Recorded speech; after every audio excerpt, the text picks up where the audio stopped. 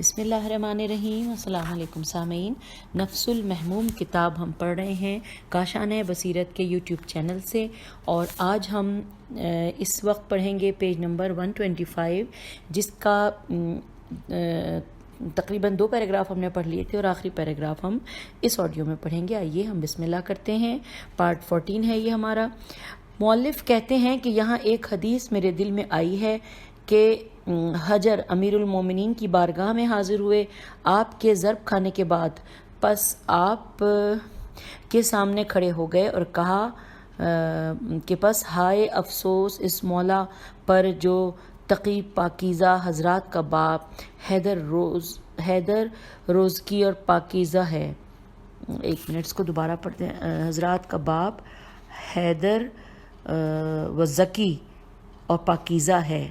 امیر المومنین نے ان کی طرف دیکھا اور ان کے اشعار سنے تو فرمایا،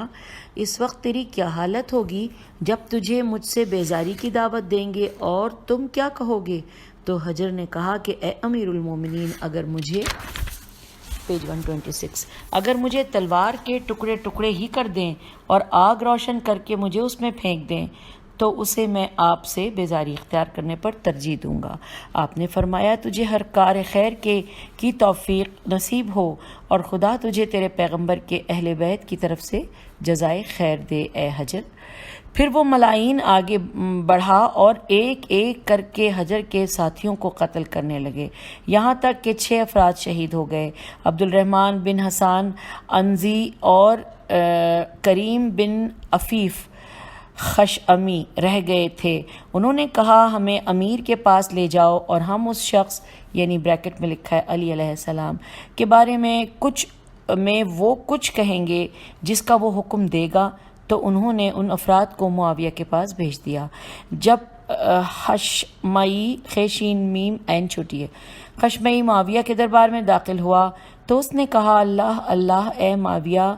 تو اس فانی گھر سے آخرت کے باقی رہنے والے گھر کی طرف جائے گا اور تجھ سے پوچھیں گے کہ تو نے ہمارا خون کیوں بہایا؟ معاویہ نے کہا، علی علیہ السلام کے بارے میں کیا کہتے ہو؟ اس نے کہا، میرا قول تیرے والا قول ہے، میں علی علیہ السلام کے دین سے بیزاری اختیار کرتا ہوں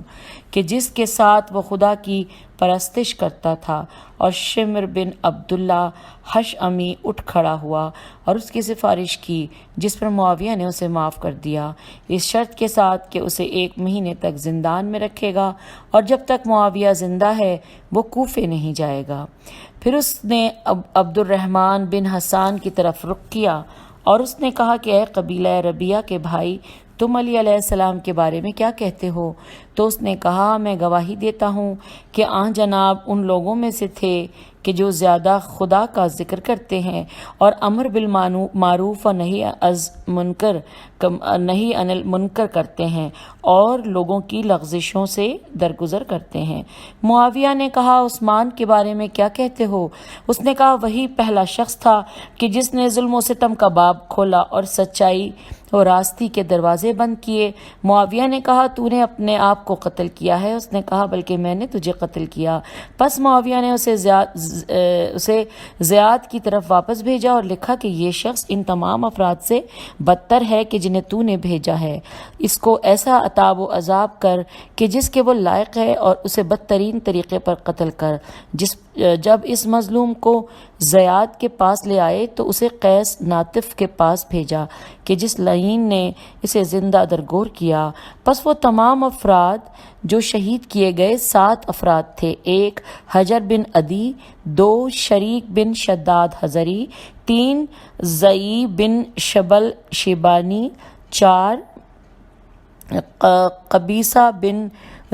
زبیہ عبسی، 5 محرز بن شباب منقری، 6 قدام بن حیان عنزی، 7 عبد الرحمن بن حبان عنزی۔ قبیصہ قاف کے زبر کے ساتھ اور زبیہ ذات کی پیش اور با کی زبر کے ساتھ اور محرز میم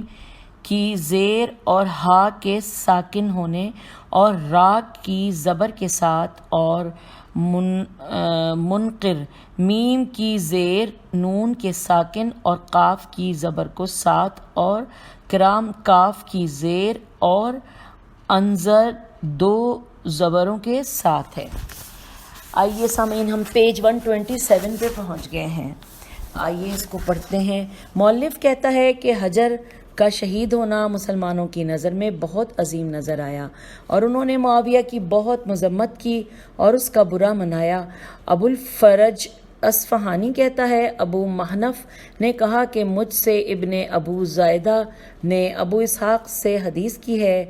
اس نے کہا کہ میں نے لوگوں سے سنا ہے، وہ کہتے تھے کہ پہلی ذلت و رسوائی جو کوفے کے لوگوں پر آئی وہ حجر کا شہید ہونا اور زیاد کا ابو سفیان سے الحاق اور امام حسین علیہ السلام کو شہید کرنا تھا، اور معاویہ اپنی موت کے وقت کہتا تھا کہ مجھ پر دراز و طویل گزرے گا ابن ادبر کی وجہ سے، اور اس کی مراد ابن ادبر سے حجر ہے، کیونکہ حجر کے باپ عدی کو ادبر کہتے تھے، اس لیے کہ تلوار لگنے سے ان کی سرین پر زخم ہو گیا تھا، اور حکایت ہوئی ہے کہ ربی بن زیاد حارثی خراسان کا گورنر تھا۔ جب اس نے حجر اور ان کے ساتھیوں کے شہید ہونے کی خبر سنی تو موت کی آرزو کی اور آسمان کی طرف ہاتھ اٹھا کر کہا، خدایا اگر تیرے ہاں میرے لیے خیر ہے تو جلدی میری جان لے لے، اور اس کے بعد وہ مر گیا۔ ابن اسیر کامل میں کہتا ہے حسن بصری نے کہا معاویہ میں 4 ایسی خصلتیں ہیں کہ اگر ان میں سے صرف ایک بھی ہوتی تو اس کی ہلاکت کے لیے کافی تھی۔ تلوار سے اس کا اس امت کی گردن پر سوار ہونا یہاں تک کہ امر خلافت پر قابض ہو گیا بغیر کسی مشورے کے، حالانکہ بقیہ صحابہ اور صاحبان فضل امت کے درمیان بہت سے موجود تھے، اور اس سے اپنے بعد اپنے بیٹے یزید لعنہ کو خلیفہ بنا دیا، جو کہ ہمیشہ مست اور شراب خوری میں رہتا تھا اور ریشم کا لباس پہنتا اور تنبورہ بجاتا تھا، اور زیاد کو اپنے ساتھ ملحق کر لیا، حالانکہ پیغمبر اکرم صلی اللہ علیہ وآلہ وسلم نے فرمایا تھا۔ اس کا ترجمہ ہے کہ بچہ جب صاحب فراش بریکٹ میں لکھا ہے شوہر کا ہے اور زانی کے منہ پتھر ہے، اور حجر اور اس کے ساتھیوں کو شہید کیا وائے ہے، اس کے لیے حجر اور اس کے ساتھیوں کی وجہ سے۔ یہ ترجمہ پڑھا تھا میں نے، آگے چلتے ہیں۔ کہتے ہیں پہلی ذلت و خواری جو کہ کوفے میں داخل ہوئی حسن بن علی علیہ السلام کی شہادت اور حجر کا قتل ہونا، اور زیاد کو زبردستی ابو سفیان کا بیٹا بنا دیا، اور ہند بنت زید انصاریہ جو کہ ایک شیعہ خاتون تھی، اس نے حجر کے مرثیے میں کہا کہ بلند ہو اے روشن چاند اور دیکھ کیا تجھے حجر چلتے ہوئے نظر آ رہا ہے۔ مترجم نے کہا ابو حنفیہ دینوری اخبار الطوال میں کہتا ہے کہ جب زیاد نے حجر اور اس کے ساتھیوں کو 100 سپاہیوں کے ساتھ کوفے سے معاویہ کی طرف روانہ کیا تو حجر کی ماں نے یہ اشعار کہے۔ آئیے ان اشعار کا ترجمہ پڑھتے ہیں۔ بلند ہو اے روشنی دینے والے چاند، بلند ہو کیا تو حجر کو چلتے ہوئے دیکھ رہا ہے؟ اے حجر جو کہ بنی عدی کا حجر ہے، تجھے بشارت اور خوشی نصیب ہو، اور اگر تو اس دنیا سے چل بسا تو بر قوم کا سردار دنیا سے موت کی وادی میں جاتا ہے۔ اور ان اشعار کے مضامین میں دینوری کی بات سے مناسبت رکھتے ہیں۔ سامعین ہم پیج 128 پہ آ گئے ہیں۔ مؤلف کہتا ہے کہ مورخین نے حجر کی شہادت کے سلسلے میں گزشتہ بیان کے علاوہ بھی کہا ہے کہ زیاد جمعے کے دن خطبہ دے رہا تھا، اس نے خطبے کو طول دیا اور نماز میں دیر ہو گئی۔ حجر بن عدی نے کہا الصلاۃ یعنی نماز کا وقت ہے۔ لیکن زیاد نے اس طرح خطبہ جاری رکھا، جب حجر کو خوف لاحق ہوا کہ نماز کا وقت گزر جائے گا تو زمین پر ہاتھ مار کر مٹھی بھر سنگریزے اٹھائے اور نماز کے لیے کھڑے ہو گئے، اور لوگ بھی ان کے ساتھ نماز کے لیے کھڑے ہو گئے۔ زیاد نے جب یہ دیکھا تو ممبر سے اتر کر لوگوں کو نماز پڑھانے لگا اور یہ خبر معاویہ کو لکھ بھیجی اور حجر کے بارے میں بہت زیادہ بدگوئی کی۔ معاویہ نے زیاد کو لکھا کہ اسے زنجیر پہنا کر معاویہ کی طرف بھیج دے۔ جب زیاد نے چاہا کہ انہیں گرفتار کرے تو ان کی قوم ان کی مدد کرنے کے لیے، ان کی حفاظت کے لیے اٹھ کھڑی ہوئی، تو حجر نے ان سے کہا کہ ایسا نہ کرو۔ زیاد اور اس کے کارندوں سے کہا، سمعن و طاعتن، میں حکم ماننے کو تیار ہوں۔ انہیں زنجیر پہنا کے معاویہ کی طرف انہوں نے انہیں بھیج دیا۔ جب وہ معاویہ کے ہاں گئے تو کہا، السلام علیکہ یا امیر۔ معاویہ نے کہا، میں امیر المومنین ہوں، خدا کی قسم میں تجھے معاف نہیں کروں گا اور نہ ہی تم مجھ سے معذرت خواہی کرو۔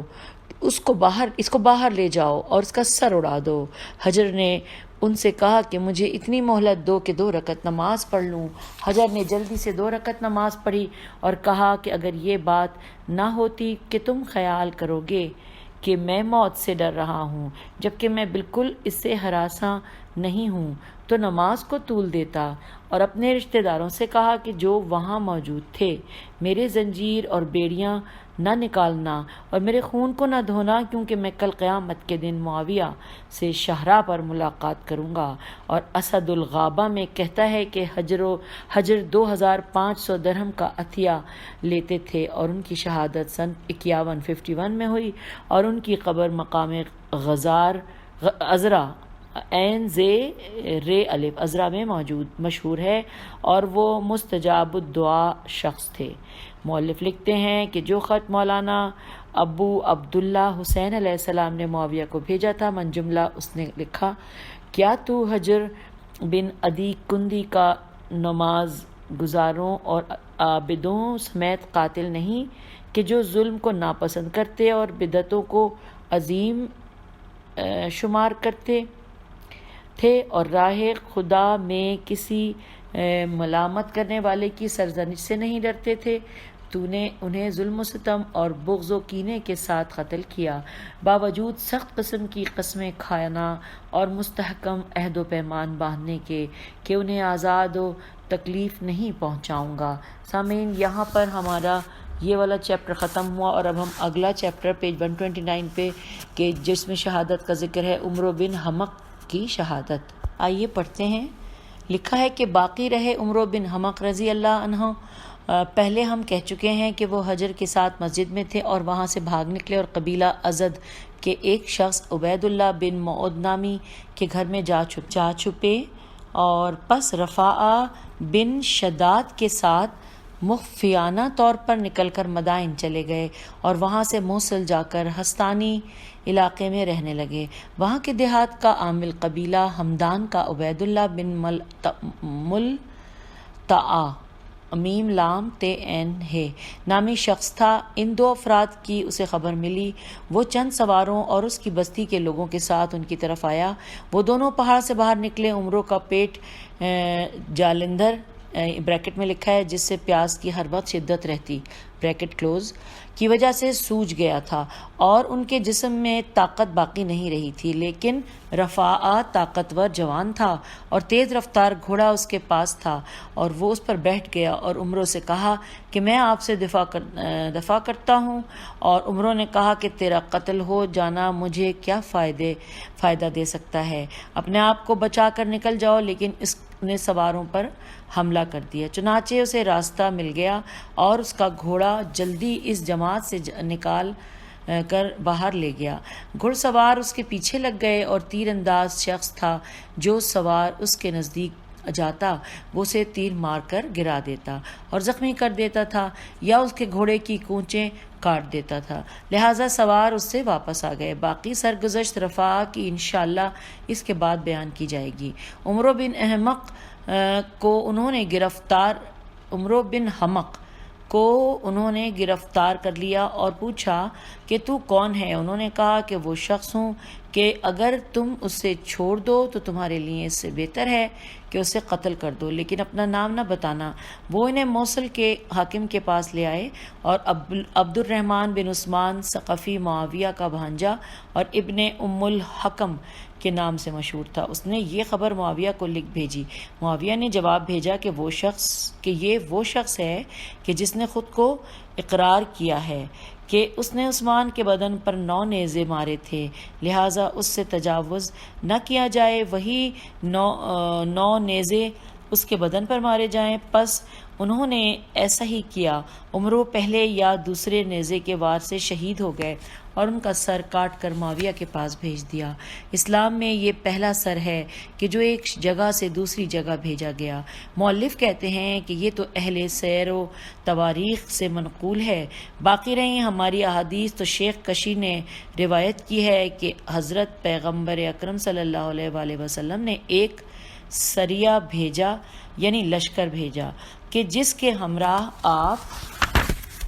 پیج 130 آپ خود نہیں تھے، اور فرمایا کہ فلاں رات راستہ بھول جاؤ گے، بائیں طرف جانا تو ایک شخص کے پاس سے گزرو گے کہ جس کے پاس چند بھیڑ بکریاں ہیں، اس سے راستہ پوچھنا، وہ تمہیں اس وقت تک راستہ نہیں بتائے گا جب تک اس کے ہاں کھانا نہیں کھاؤ گے، پس وہ تمہارے لیے ایک مینڈھا ذبح کرے گا اور تمہیں کھلائے گا، پھر اٹھ کر تمہیں راستہ بتائے گا، تم اس کو میرا سلام کہنا اور اس کو آگاہ کرنا کہ میں نے مدینے میں ظہور کیا ہے۔ وہ لوگ گئے اور راستہ بھول گئے، لیکن وہ اس مرد سے پیغمبر کا سلام پہنچانا بھول گئے، اور وہ شخص عمرو بن حمق ہی تھا۔ اس نے ان سے کہا کہ کیا مدینے میں نبی اکرم صلی اللہ علیہ وآلہ وسلم کا ظہور کیا ہے؟ انہوں نے کہا کہ ہاں۔ پس وہ مدینے کی طرف روانہ ہوا اور پیغمبر سے ملاقات کی، اور جتنا خدا نے چاہا حضرت صلی اللہ علیہ وآلہ وسلم کی خدمت میں رہا۔ پھر حضرت صلی اللہ علیہ وآلہ وسلم نے اس سے کہا کہ جہاں تو رہتا تھا وہیں پلٹ جا، جب امیر المومنین علیہ السلام کو کوفہ جائیں تو ان کے پاس جانا۔ پس وہ شخص اپنی جگہ واپس لوٹ گیا، یہاں تک کہ امیر المومنین علیہ السلام کوفہ آئے تو آن جناب کی خدمت میں پہنچا اور کوفے میں رہ گیا۔ امیر المومنین علیہ السلام نے جب اسے پوچھا کہ یہاں تیرا گھر ہے تو اس نے کہا جی ہاں۔ فرمایا اس کو بیچ دے اور محلہ ازد میں مکان حاصل کر، کیونکہ میں کل تم سے چلا جاؤں گا، اور جب تمہیں گرفتار کرنا چاہیں گے تو ازد قبیلہ مانے ہوگا، یہاں تک کہ تو کوفے سے موصل جائے ایک زمین گیر شخص کے پاس سے گزرے گا، اس کے پاس بیٹھے گا اور اس سے پانی مانگے گا، اور وہ تجھے پانی دے گا اور تجھ سے تیرے حالات پوچھے گا، تو اس کو آگاہ کرنا اور اسے اسلام کی طرف دعوت دینا، وہ مسلمان ہو جائے گا اور اپنے ہاتھ اس کے زانوؤں پر مسح کرنا، خداوند تعالیٰ اس کی تکلیف کو دور کر دے گا اور وہ اٹھ کھڑا ہوگا اور تیرے ساتھ چل پڑے گا۔ پھر ایک نابینا کے قریب سے تیرا گزر ہوگا جو راستے پر بیٹھا ہوگا، اس سے تم پانی مانگو گے، وہ تمہیں پانی دے گا، اور پھر وہ تمہارے کام کے بارے میں پوچھے گا تو اسے اپنا کام بتانا اور اسے اسلام کی طرف دعوت دینا، وہ اسلام لے آئے گا اور اس کی آنکھوں پر ہاتھ پھیرنا، خدائے عز و جل اسے بینا کر دے گا اور وہ بھی تیرے پیچھے ہو لے گا، اور وہ یہ دونوں افراد تیرے بدن کو زیر خاک دفن کریں گے۔ اس کے بعد کچھ سوار تیرے پیچھے آئیں گے، جب تو اس قسم کی جگہ پر قلعہ کے نزدیک پہنچے گا تو سوار تیرے قریب آن پہنچیں گے، تو گھوڑے سے اتر کر غار کے لیے اندر چلے جانا، اور فاسقین جن و انس تیرے شہید کرنے میں شریک ہوں گے۔ جو کچھ امیر المومنین نے کہا تھا وہ حالات آئے، اور انہوں نے وہی کچھ کیا کہ جو کچھ امیر المومنین علیہ السلام نے فرمایا تھا۔ جب عمرو اس قلعے تک پہنچے تو ان دونوں مردوں سے کہا کہ اوپر جا کر دیکھو کوئی چیز تمہیں نظر آئی ہے؟ وہ گئے اور کہا چند سوار ہماری طرف آ رہے ہیں۔ عمرو گھوڑے سے اتر آئے اور غار کے اندر چلے گئے اور ان کا گھوڑا بھاگ گیا۔ جب غار میں داخل ہوئے تو سیاہ سانپ نے انہیں ڈس لیا اور وہ سوار آن پہنچے تو ان کے گھوڑے وہ بھاگتے ہوئے دیکھا تو کہا کہ یہ اس کا گھوڑا ہے، وہ بھی یہیں نزدیک ہے۔ پس انہیں تلاش کرنے لگے اور انہیں غار میں پایا۔ ہم پیج 131 پہ آ گئے ہیں۔ جس قدر ہاتھ ان کے بدن پر لگاتے ان کا گوشت بدن سے الگ ہو جاتا۔ ان کا سر لے کر معاویہ کے پاس گئے اور اس نے انہیں نیزے پر نصب کیا، اور یہ پہلا سر ہے اسلام میں کہ جو نیزے پر نصب ہوا۔ مؤلف کہتا ہے کہ حضرت امام حسین علیہ السلام کے اصحاب کی شہادت کے ذکر میں آئے گا کہ ظاہر عمرو بن حمق کا غلام جو آن جناب کے ساتھ شہید ہوا وہی تھا کہ جس نے عمرو کی لاش کو سپرد خاک کیا۔ قام میں کہا کہ عمرو بن حمق بریکٹ میں ہے بروزن کتف بن کاہن بن حبیب بن عمرو بن قین بن زواح بن عمرو بن سعد بن کعب بن عمر بن ربیعۃ الخزاعی نے صلح حدیبیہ کے بعد پیغمبر اکرم صلی اللہ علیہ وآلہ وسلم کی طرف ہجرت کی تھی، اور بعض کہتے ہیں کہ فتح مکہ والے سال اسلام لائے، لیکن پہلا قول زیادہ صحیح ہے۔ وہ پیغمبر کی صحبت میں رہے اور ان سے کئی احادیث بھی حفظ کی ہیں۔ ناشرہ نے عمرو بن حمق سے روایت کی ہے کہ انہوں نے پیغمبر صلی اللہ علیہ وآلہ وسلم کو پانی پلایا تو آن حضرت نے اس کے حق میں دعا کی۔ اب دعا کیا کی ہے، یہ میرے خیال ہے یہ انورٹڈ کاما میں ہے، آئیے پڑھتے ہیں کہ خدایا اسے جوانی سے برخوردار اور نفع مند قرار دے اور 80 سال زندہ رہے، لیکن ان کی داڑھی میں سفید بال نظر نہ آیا، اور پیغمبر اور حضرت علی علیہ السلام کے پیروکاروں اور شیعوں میں ہوئے، اور تمام جنگوں یعنی جمل، صفین اور نہروان میں آن جناب کی معیت میں رہے، اور حجر بن عدی کی نصرت کے لیے قیام کیا، اور ان کے ساتھیوں میں سے تھے۔ زیاد کے خوف سے عراق سے موصل نکل گئے اور موصل کے قریب ایک غار میں چھپے۔ موصل کے گورنر نے اپنے سپاہی انہیں گرفتار کرنے کے لیے بھیجے۔ انہوں نے غار میں انہیں مردہ پایا کیونکہ سانپ نے انہیں ڈس لیا تھا، لہٰذا وہیں فوت ہو گئے۔ شہر موصل کے باہر ان کی قبر مشہور ہے، لوگ ان کی زیارت کو جاتے تھے اور ان کی قبر پر قبہ بنایا گیا ہے۔ ابو عبداللہ سعد بن حمدان سیف الدولہ اور ناصر الدولہ کے چچا زاد بھائی نے ماہ شعبان 336 ہجری میں اس کی تعمیر کا آغاز کیا، اور شیعہ اور اہل سنت کے درمیان اس کی عمارت کی وجہ سے فتنہ و فساد کھڑا ہو گیا۔ اور رجال کشی میں لکھا ہے کہ وہ امیر المومنین کے حواریوں میں سے ہیں اور ان سابقین میں سے ہیں کہ جو آن جناب کی طرف پلٹ آئے، اور کتاب اختصاص میں منقول ہے کہ وہ امیر المومنین کی طرف سبقت کرنے اور آپ کے مقربین کے ذکر میں کہتا ہے کہ مجھ سے حدیث بیان کی جعفر بن حسین نے محمد بن جعفر مؤدب سے کہ صحابہ میں سے 4 ارکان سلمان، مقداد، ابو ذر اور عمار ہیں۔ تابعین میں سے آن جناب کے مقرب اویس بن انیس قرنی ہیں، وہ کہ خدا جس کی شفاعت ربیعہ و مصر کے 2 قبیلوں میں قبول کرے گا، اور اگر وہ شفاعت کرے، اور عمرو بن حمق ہے، اور جعفر بن پیج نمبر ہم 132 پہ آ گئے ہیں۔ جعفر بن حسین نے کہا کہ امیر المومنین کے نزدیک ان کی قدر و منزلت اسی طرح تھی کہ جس طرح کے سلمان رضی اللہ عنہ اور رسول خدا صلی اللہ علیہ وآلہ وسلم سے رکھتے تھے۔ رشید ہجری میسم تمار کمیل بن زیاد نخعی قنبر امیر المومنین کے غلام، اور عبداللہ بن یحییٰ کے، جنہیں امیر المومنین نے جنگ جمل کے دن فرمایا اے فرزند یحییٰ، تجھے اور تیرے باپ کو میں خوشخبری دیتا ہوں کہ تم شرطۃ الخمیس میں سے ہو، خدا تعالیٰ نے آسمان میں تمہیں اس نام سے پکارا ہے۔ مترجم کہتا ہے شرطۃ الخمیس فوج کے پاسبان ہیں کہ جنہیں ہمارے زمانے میں قلعہ معلیٰ یادز بان قلعہ دار ملٹری پولیس کہتے ہیں، اور یہ گروہ سپہ سالار کے نزدیک تمام افراد لشکر کی نسبت زیاد امین و ثقہ ہوتے ہیں، اور لشکر کا انتظام انہی کے سپرد ہوتا ہے۔ امیر المومنین اپنے مخلص اور امین دوستوں اور محبوں کو شرطۃ الخمیس کا نام دیتے تھے۔ جندب جیم نون دال بے جندب بن زہیر عامری اور بنو عامر حضرت علی علیہ السلام کے مخلص شیعہ تھے، جیسا کہ حبیب بن مظاہر اسدی، حارث بن عبداللہ عود ہمدانی، مالک بن حارث اشتر المعلم الازدی، جو کہ قبیلہ ازد کے نشان تھے، ابو عبداللہ جدلی جو جویریہ بن مسہر ابدی، اور اسی کتاب سے مروی ہے کہ عمرو بن حمق نے امیر المومنین علیہ السلام سے کہا کہ خدا کی قسم میں آپ کے پاس اس لیے نہیں آیا کہ آپ مجھے کوئی مال و دولت دیں یا کوئی مقام و منصب کے جس سے میری شہرت ہو اور میں مشہور ہو جاؤں، بلکہ اس لیے کہ آپ رسول خدا صلی اللہ علیہ وآلہ وسلم کے چچا زاد بھائی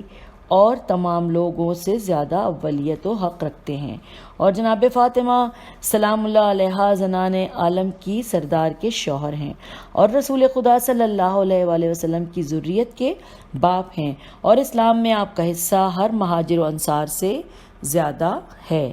خدا کی قسم اگر آپ مجھے حکم دیں کہ بلند پہاڑوں کو ان کی جگہ سے اکھیڑ کر دوسری جگہ لے جاؤں اور بڑے بڑے سمندروں کا پانی کھینچ کر باہر پھینکوں تو میں یہی کام مسلسل کرتا رہوں یہاں تک کہ مجھے موت آ جائے، اور میرے ہاتھ میں ایسی تلوار ہے کہ جس سے آپ کے دشمن کو میں سراسیمہ اور بے آرام کر دوں، اور آپ کے دوست کو اس قوت و طاقت بخشوں تاکہ خدا وند تعالیٰ آپ کے پائے کو بلند کرے اور آپ کی حجت کو واضح اور آشکار کرے۔ پھر بھی میں گمان نہیں رکھتا کہ جو کچھ آپ کا حق ہے اس کو میں نے ادا کیا ہو۔ امیر المومنین نے دعا دی کہ خدایا اس کے دل کو منور و روشن کر دے اور اسے سیدھے راستے کی طرف ہدایت فرما، کاش میرے شیعوں میں تجھ ایسے 100 افراد ہوتے۔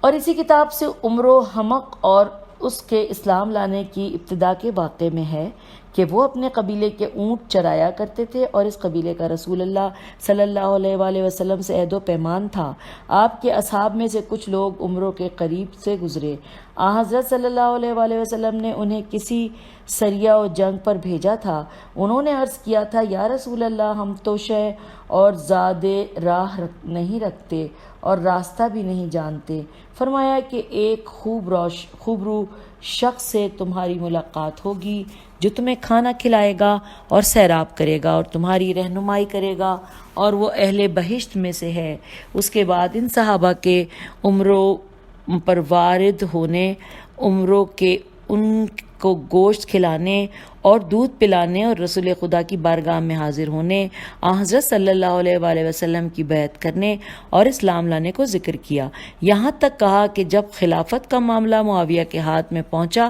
تو موصل کے شہر زور میں لوگوں سے کنارہ کش ہو گئے۔ معاویہ نے ان کی طرف لکھا، اما بعد خدا نے آگ بٹھا دی اور فتنہ خاموش ہوا اور عاقبت و انجام پرہیزگاروں کو نصیب فرمایا۔ تم اپنے ساتھیوں سے زیادہ دور نہیں ہو اور تمہارا کام ان سے زیادہ قبیح اور برے اثر والا نہیں ہے۔ ان سب نے کام کو اپنے اوپر آسان کر لیا ہے اور میرے فرما برداری میں جلدی داخل ہو گئے ہیں۔ تو نے بہت زیادہ دیر کر دی ہے، تو ابھی اس میں داخل ہو جا کہ جس میں سب داخل ہو گئے ہیں، تاکہ وہ تیرے گزشتہ گناہوں کو پاک کر دے اور تیرے اچھے اور نیک کام جو پرانے ہو گئے ہیں زندہ اور تازہ ہو جائیں، اور شاید میں تیرے لیے اس شخص سے بدتر نہ ہوں کہ جو مجھ سے پہلے تھا۔ اگر تم اپنے اوپر رحم کرو، پرہیز کرو، اپنا بچاؤ کرو، نیکی اور نیکوکاری سے کام لو، اور ہمارے پاس امن و امان کے ساتھ خدا تعالیٰ اور اس کے رسول کی ذمہ داری میں محفوظ،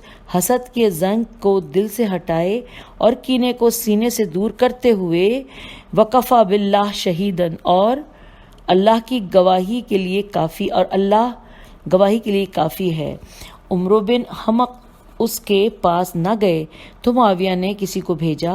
اور اس نے انہیں شہید کر دیا اور ان کا سر لے آیا اور سر عمرو کی زوجہ کے پاس لے گئے اور اس کے دامن میں رکھ دیا، تو خاتون کہنے لگی، طویل مدت تک تم نے انہیں مجھ سے دور رکھا، اب ان کو شہید کر کے بطور تحفہ لائے ہو، اہلاً و سہلاً، میں اس ہدیے کو ناپسند نہیں کرتی اور وہ بھی مجھے ناپسند نہیں کرتے۔ اے قاصد، میری یہ بات معاویہ تک پہنچا دینا اور کہنا کہ خدا ان کے خوف کا بدلہ لے گا اور بہت جلدی اپنا عذاب معاویہ پر نازل کرے گا، کیونکہ اس نے بہت برا کام کیا ہے۔ ایک پارسا اور پرہیزگار شخص کو اس نے قتل کیا ہے، بس جو کچھ میں نے کہا ہے معاویہ سے کہہ دینا۔ بس قاصد نے معاویہ کو کہہ سنایا اور جو کچھ اس خاتون نے کہا